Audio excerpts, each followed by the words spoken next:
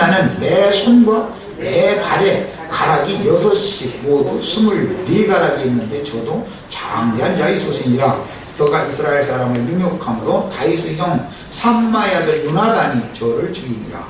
이 네 사람 가드의 장대한 자의 소생이 다윗의 손과 그 신복의 손에 다 죽었더라. 이미 서두에 말씀을 드린 것처럼 할례 없는 자들 중에 장대한 자와 하나님의 나라 하나님의 백성들 중의 진짜로 장대한 자, 장대한 자를 죽이고 이기는 자가 더 큰 자죠.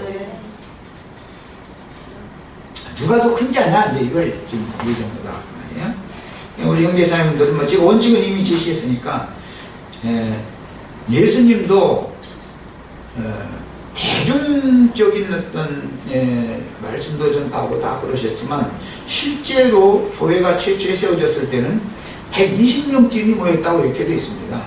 그러니까 한 사람이 사람을 돌볼 수 있는 것은 120명 미만이라는 거예요. 이게 아무리 좋아도. 그런데 수만 명을 모으면 이름을 알아요. 그 다음에 밥숟갈이 몇 개인지, 무슨 가족이 어떻게, 그 사람이 죽는지 죽을 먹는지 어떻게 알아요. 그게 무슨 목회예요.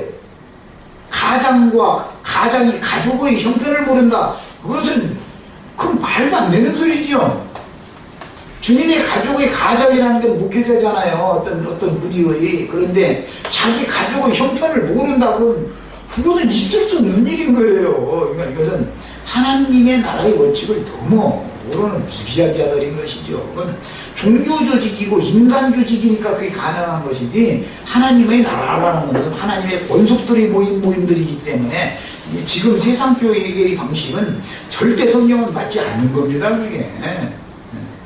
그래서 50명이나 100명씩 무리를 지어서 앉게 하고 제자들이 떡을 나눠주겠다라는 것에 대해 우리는 인상을 받으셔야 돼요. 50명, 100명 미만이라야 이름을 다 기억할 수 있고 그 가족들의 상황이나 그 영혼의 모든 상태를 다 그 100명을 돌볼 수 있다면 굉장한 능력을 가진 사람이에요, 사실은. 그런데 50명도 사실은 벅차요, 사실은 알고 보면. 그런데 그냥 뭐 수만 명, 뭐 수십만 명까지 해버린다. 이거는 완전히 종교 조직이니까 그게 가능한 것이지, 주님의 권속들의 모임이라면 주님의 교회에서는 절대 그건 있을 수 없는 일이에요. 말할 필요도 없습니다. 오늘날 지금 지방교회가 지금 이제 엊그제 저 현대인이 신문가들에서 왔더니 세상교회고 손잡을 나가지고 바라고 하더만 저 이단이라고 했으니까 이제 그렇게 못하게 우리도 너희가 똑같다 말이에요. 신문 광고를 해서 앉았고. 그러니 그 정도 되면은 타락이라는 것이 그렇게 쉽게 된다는 것을 알 수 있잖아요. 세상교회 그렇게 욕하고 어디 이제 손님 뺏을 만큼 뺏었다 이거지, 이제 내배 불렀다 이거지. 너희가 이제 이단이라고 해도 상관없고 나는 이제 너희와 똑같은 정당이다 이 말이거든 지금. 이건 뭐예요? 커는 수작이 뭐냐고요. 다른 일인데.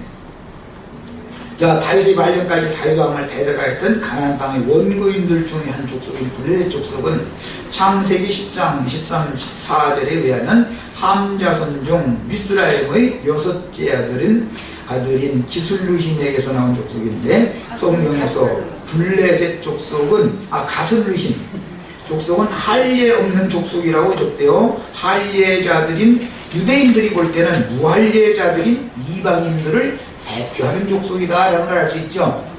유대인들은 자신들은 할례자라고 하고 우리 같은 혈통적인 이방인들 보고 무할례자들이라고 그러잖아요. 그런데 바울 사도는 할례당을 오히려 조심해라 이제 또 이렇게 말씀하셨죠. 그러니까 그 육적인 할례당들이 볼 때는 혈통적인 이방인들을 이어서 블레셋 족속이라고 성경에서는 말했다라는 걸 알 수가 있는 거예요. 이방인들을 대표하는 족속들이 블레셋 족속이다. 이방인, 영적 이방인이라는 건 예수를 믿지 않는 자들을 말하는 거죠. 그러나 사실은 예수를 안 믿는 게 아닙니다. 예수를 믿는데 이방인인 경우, 이게 무서운 거죠.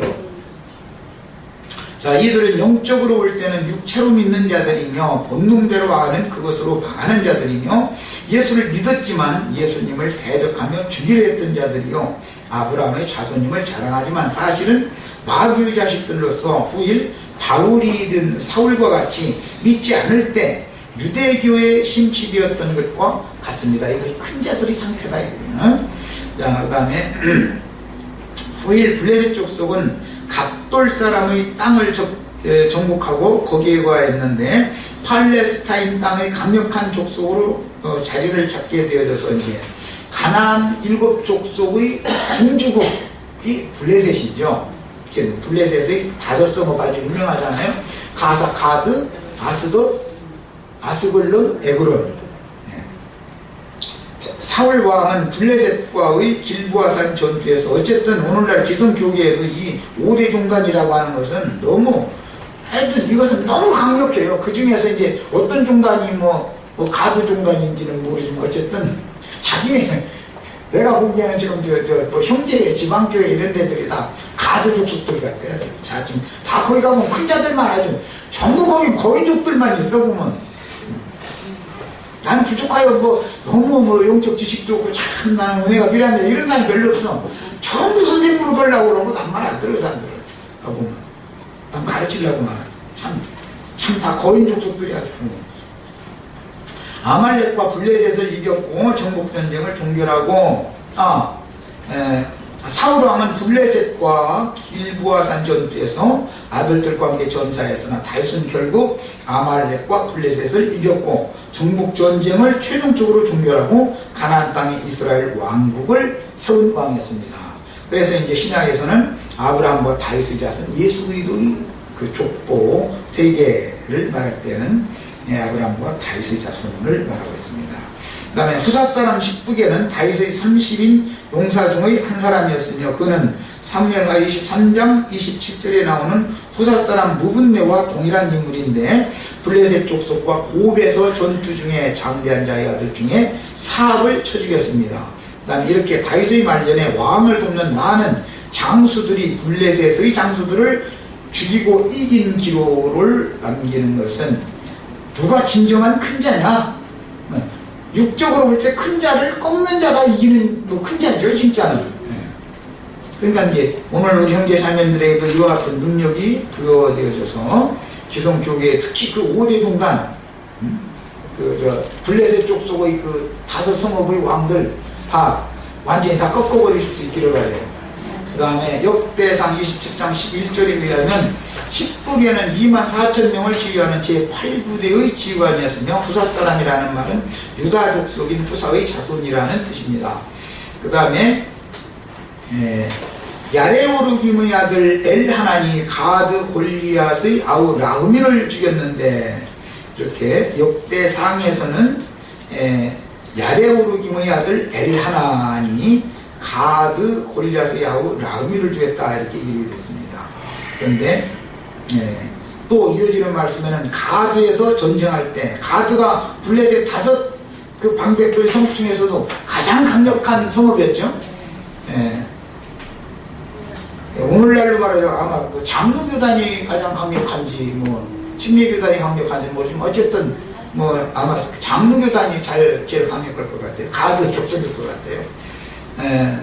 그곳에 키 큰 자 하나는 내 손과 내 발에 가락이 6이 모두 24가락이 있는데 저도 장대한 자의 소생이라 그랬습니다.